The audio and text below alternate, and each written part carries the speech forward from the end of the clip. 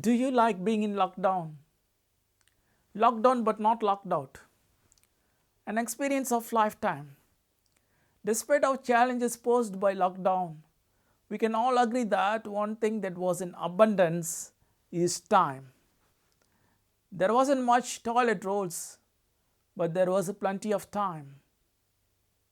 I took up a personal project inspired from one of the solutions that my team and I brainstormed and implemented on the fly before.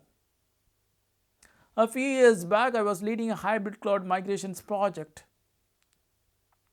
My team had a strict deadline. Can you imagine the anxiety, pressure, and panic when we tried to meet strict deadline? This particular client had 100 plus applications and multiple circuits with various third parties, partners, and suppliers.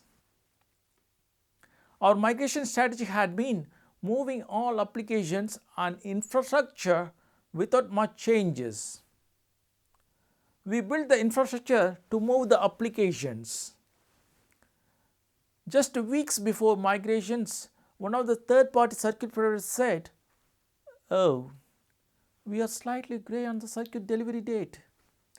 It will probably delivered after the planned migration date." Do we need to move the migration date or move as we planned? Well, we went ahead with the plan. How did we resolve the issue? We deployed a new layer 2 connection between the legacy data center and the new hybrid data center. Layer 2 overlay helped us to retain the design as they were without much changes. I worked on application layer gateways, tunneling protocols, GRE, and IPsec when I started my career as an engineer trainee. One of the interesting projects I worked on was that VLANs over GRE with IPsec protection on. We managed to extend the VLANs over internet. This was back in 2004 and 2005. Overlay has evolved over a period of time. There are some disadvantages with overlay. Tunneling is subject to routing and switching loops. It is difficult to get deterministic performance in an overlay with the traffic overhead and bandwidth hungry traffic such as broadcast and multicast. Routing loops can be fixed by isolating the overlay from the underlay routing. Switching loops can be fixed with a simple spanning tree solution.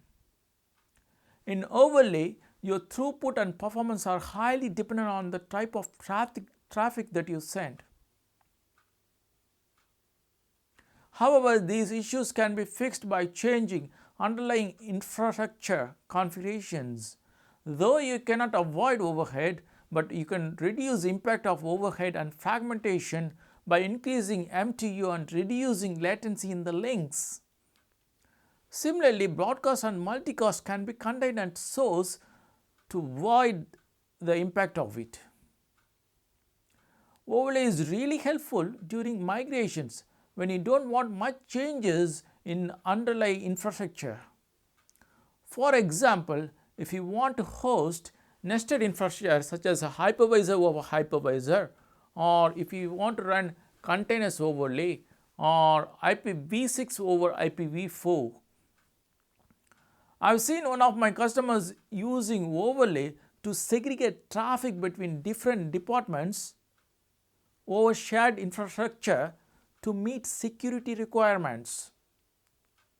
In the above diagram, orange network and blue network don't mix with each other even though they sit in same hypervisor. Some applications are quick wins in the cloud migration strategy. Exchange can be quickly transformed to a SaaS application, Office 365, but custom-made legacy applications cannot be easily transformed to cloud native applications. Major cloud service providers recommend to move applications without changes as part of cloud migration strategy in enterprise architecture. Overlay are really helpful when you want to extend your infrastructure over multiple cloud without affecting the underlying infrastructure.